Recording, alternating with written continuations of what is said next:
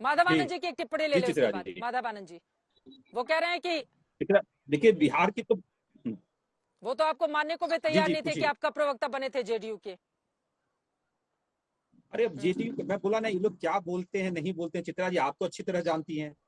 अब कह रहे हैं कि जेडीयू की अब नाव पे कोई सवार होने वाला नहीं है, वो डूबती हुई नाव है, कब डूब जाए कोई पता नहीं। स्वाभाविक है, जब आदरणीय मुख्यमंत्री जी की बात को कोई सुनने के लिए तैयार नहीं है, पहले ये डिसाइड कर लें कि मुख्यमंत्री जो सबसे बड़े चेहरे हैं कि लल्लन सिंह हैं।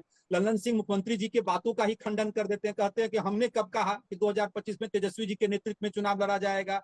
तो भाई बड़ा कौन, बड़ा नीतीश जी हैं या बड़ा लल्लन सिंह जी हैं? तो पार्टी में तो अभी पूरा उथल पुथल मचा हुआ है, यानी जो थोड़ी बहुत बची हुई है वो होड़ लगी हुई है कि कब्जा कर लो। और आदरणीय मुख्यमंत्री जी तो डिसीजन लेने की क्षमता ही नहीं है उनमें। लगातार जो है जो उन पे डिसीजन थोपा जाता है वो तो राष्ट्रीय परिषद, लव जी को नहीं पता है, राष्ट्रीय परिषद का मैं सदस्य भी हूँ और सदस्य रहा हूँ। राष्ट्रीय परिषद की 3 मीटिंग मैंने अटेंड किया और तीनों मीटिंग में हर जितने भी काम हुए उस तीनों मीटिंग में 3 तरह के बयान आए। उपचुनाव कैंडिडेट किसने खड़ा किया, नाम लेके मुख्यमंत्री जी ने बताया। गठबंधन किसने तोड़वाया, उसका नाम लेके बताया। नया गठबंधन किसने बनाया, 2 व्यक्ति का नाम लिया। तो आखिरकार नीतीश जी इतने लाचार कभी नहीं हुए थे। यानी पिछले जैसे 1-2 साल से जो देखने को मिल रहा है, बेबस हैं, ठीक है, लाचार हैं, कोई उनकी उपेंद्र बातों को कुशवाहा नहीं की क्या सुना। और ये सब एक मजबूरी है सर? साजिश के तहत है। हाँ ठीक है, पूरा सम्मान मैं अजय आदरणीय आलोक जी मैं आ मुख्यमंत्री रही जी का हूँ। करता हूँ, लेकिन ठीक वाकई है, बहुत पीड़ा उपेंद्र होती है कुशवाहा की अंदर क्या से, मजबूरी इतने रहती बड़े है? नेता को। कभी वो बीजेपी के साथ गलबहियां करने चले जाते हैं, कभी वो बयान देते हैं कि यादव का दूध और कुश का चावल मिलकर खीर पकाएंगे। उनका ये बयान बड़ा वायरल हुआ था आरजेडी के संदर्भ में। फिर वो जेडीयू का दामन थामते हैं, अपनी पार्टी का विलय कर लेते हैं। फिर मतलब आप लोगों में भी तो स्थिरता नहीं है ना सर? आप लोग भी कभी उधर कभी उधर, जहां दिखे सत्ता उधर चले जाओ।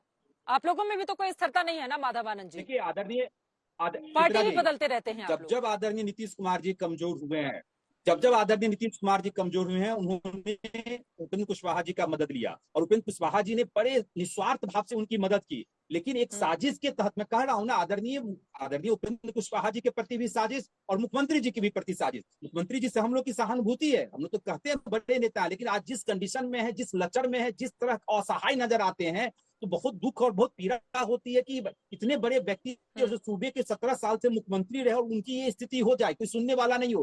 तो ये सब साजिश का पार्ट है। जहां तक आपने कहा कि पार्टी बनी, पार्टी विलय हुई, मैं तो बोला कि किस कंडीशन में हम लोगों ने विलय किया था, आपको भी याद होगा। आदरणीय मुख्यमंत्री जी ने खुद कहा था कि सब लोगों को मिलके आना है, आइए, आपके कौन है, मेरे बाद आप ही लोग हैं। तो लेकिन अपनी विरासत बगल के परिवार में पड़ोसी को जाके दे दें तो फिर उसको क्या कहा जाएगा? यानी कि 17 साल से पार्टी हो और उस पार्टी में कोई ऐसा नेता नहीं रहा है जिसको आप आगे कर सकते थे।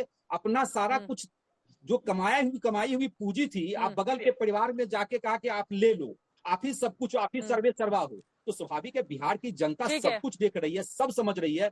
जिस परिवारवाद के अगेंस्ट में नीतीश जी थे, आज उसी परिवारवाद के सामने नतमस्तक जाके हो गए हैं। ठीक है, चित्रा जी, तेजस्वी यादव नीतीश कुमार की मजबूरी बन गए हैं क्या? अजय आलोक जी आ रही, लव कुमार जी, अजय आलोक जी की बात कीजिए। देखिए चित्रा जी, अभी माधव जी वही बात बोल रहे हैं जो पिछले 6 महीने से मैं बोल रहा था कि इस देश के ही नहीं, इस दुनिया के विरले नेता हैं नीतीश कुमार, जिनको अपनी पार्टी में कोई ऐसा ढंग का नेता नहीं मिला, एमएलए नहीं मिला, एमपी नहीं मिला, मिनिस्टर नहीं मिला जिसको वो विरासत देते और आगे बढ़ाते। उनको मिला आरजेडी में तेजस्वी यादव। तो ये बहुत बड़ी त्याग की बात है, उनकी तारीफ होनी चाहिए इसके लिए। जिसको अपनी पार्टी, जो अपनी पार्टी खुद बनाया, खड़ा किया, जो कहते हैं कि नीतीश की पार्टी, अपनी पार्टी में एक सक्सेसर नहीं मिला, ये सब बात नहीं है। बात यह है जो कान में प्रधानमंत्री नाम का कनगोजर एक होता है, वो जब घुस जाता है ना तो आपके दिमाग को डिस्ट्रॉय करने लगता है। वो कान में बोलता है पीएम पीएम पीएम, तो आदमी के सोचने समझने काम करने की सब शक्ति खत्म हो जाती है। 9 साल बिहार अकेला राज्य है पूरे देश में। 9 साल में 6 सरकार। 2013 से शुरू हुआ स्थिरता का दौर रुकने का नाम नहीं ले रहा है। कौन है जिम्मेदार? किसकी महत्वाकांक्षा है? कौन जिम्मेदार है? बस ये सवाल आप अपने दर्शकों से पूछिए। 9 साल में 6 सरकार, किसकी महत्वाकांक्षा है? सरकार बदलती है, मुख्यमंत्री नहीं बदलता है। क्यों? क्योंकि प्रधानमंत्री बनना है। वो कानगोजर नाम का कीड़ा कान में घूमता है, बोलता है पीएम पीएम पीएम, फिर कुछ नया खेल आने लगता है। अब ये करेंगे, विपक्षी एकता करते हैं, तो ये करते हैं। भाई करिए विपक्षी एकता, जाइए दिल्ली, बिहार को तो बख्श दीजिए, तेजस्वी को चलाने दीजिए, कम से कम ढंग से चलेगा।